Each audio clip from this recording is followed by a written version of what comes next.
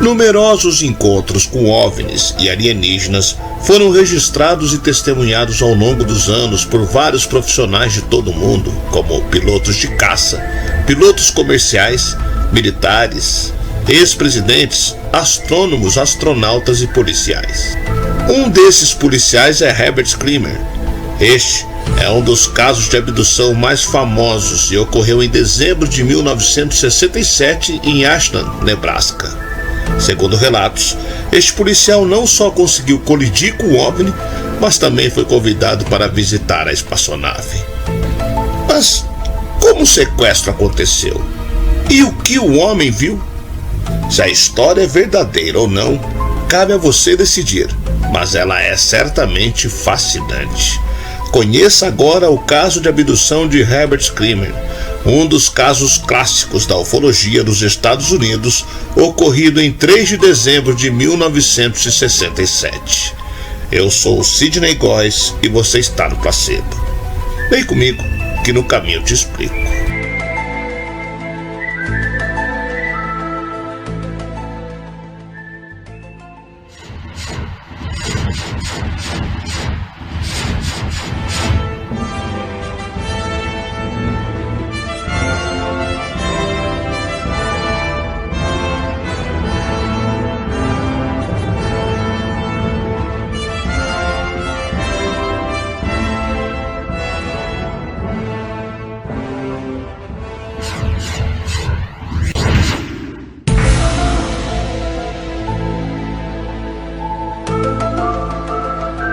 Em 3 de dezembro de 1967, por volta das 2h30 da madrugada, ocorreu um dos casos clássicos da ufologia estadunidense.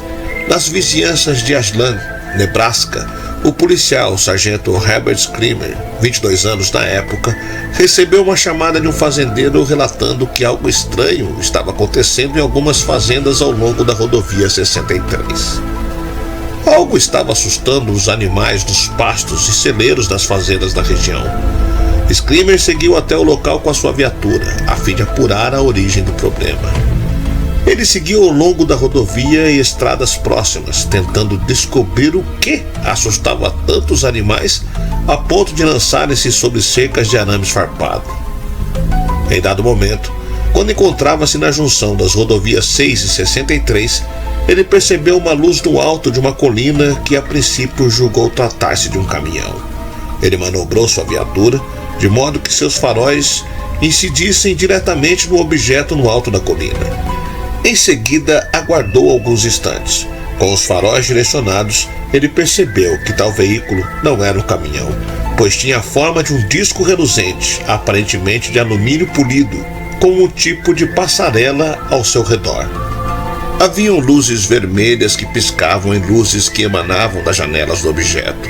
Intrigado e receoso, Screamer aproximou-se com o seu carro do local onde o estranho objeto se encontrava.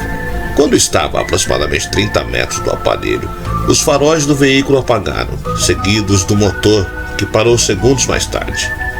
O estranho objeto silenciosamente flutuou e passou sobre a viatura, emitindo ruído agudo e muito alto. Screamer saiu do carro com uma lanterna padrão usada pela polícia norte-americana, que também apresentou falha. Mesmo assim, o protagonista conseguiu perceber alguns detalhes no aparelho. Ele tinha aproximadamente 8 metros de diâmetro e entre 3 a 5 metros de altura. Na parte inferior, havia uma protuberância que emitia um brilho alaranjado e contínuo. Após passar sobre a viatura, o objeto deslocou-se verticalmente, produzindo uma espécie de pip que a cada instante tornava-se mais rápido e alto. Em seguida, o objeto acelerou muito rapidamente e desapareceu. Logo depois, o rádio, o motor, os faróis do carro e a lanterna do policial voltaram a funcionar novamente. Ele então inspecionou o local onde o objeto estava posicionado, não encontrando nada de anormal. Ele dirigiu para a central de polícia e só então se deu conta de um fato muito intrigante. Haviam-se passado das 3 horas da manhã e a duração do avistamento não tinha sido superior a 10 minutos. Mais tarde, na manhã de 3 de dezembro, Screamer sentiu uma forte dor de cabeça acompanhado de um estranho zumbido. Também descobriu uma marca vermelha no pescoço de aproximadamente 2 polegadas de comprimentos e aproximadamente meia polegada de largura, pouco abaixo da orelha. Horas mais tarde, o chefe Bill Vlaskin visitou o local relatado por Screamer e encontrou um pequeno pedaço de metal que foi posteriormente analisado. Nas semanas que se seguiram, Screamer continuou sentindo dores de cabeça e dificuldades de concentração. As cenas do avistamento não saíam de sua cabeça, gerando incômodo. Ele então passou por sessões de hipnose regressiva, numa tentativa de esclarecer o que ocorreu durante o avistamento e explicar o tempo perdido naquela noite. Durante a hipnose, ele descobriu que suas lembranças referiam-se apenas ao começo e ao término da sua experiência. Ao sair do carro, ele percebeu que o misterioso objeto que passava sobre sua cabeça pousou nas proximidades do veículo. No aparelho surgiram vários seres de aspecto humanoide que se aproximaram da viatura. Um deles apontou um feixe de luz verde diretamente nos olhos de Screamer, que abaixou a janela. Um deles agarrou o pescoço do policial e, após Screamer sair do carro, perguntou se ele era o vigia daquele lugar. O policial respondeu que sim, e em seguida o humanoide falou: "Vigia, venha comigo." Ele foi levado a bordo do aparelho, onde conversou com seus tripulantes. Estes lhe explicaram que são originários de um planeta situado em uma galáxia próxima e que há muito tempo vem observando a raça humana. Afirmou também que algumas aterrissagens têm o objetivo de coletar eletricidade a partir das linhas de transmissão construídas pelo homem. Toda a comunicação ocorreu através de transmissão mental ou telepatia. Screamer descreveu os tripulantes do objeto como tendo aproximadamente 1,5 metro de altura, com cabeças mais estreitas e mais altas do que os seres humanos.